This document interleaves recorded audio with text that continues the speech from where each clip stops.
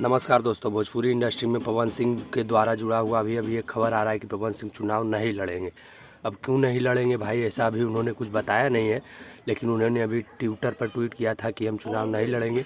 और उन्होंने इंस्टाग्राम पर भी पोस्ट किया। आप लोग नहीं देखें पोस्ट तो जाकर उनके इंस्टाग्राम पर देखिए। उनके इंस्टाग्राम पर डाला हुआ है पोस्ट, अभी पोस्ट किए कि भाई हम चुनाव नहीं लड़ेंगे। भारतीय जनता पार्टी ने हमारे लिए जो भी किया, जो तो हम कहना चाहते हैं कि उन्होंने लिखा है कि जो भी हमारे लिए भारतीय जनता पार्टी ने किया मैं उसका आभारी हूं, लेकिन मैं ये घोषित करना चाहता हूं कि मैं चुनाव नहीं लड़ूंगा।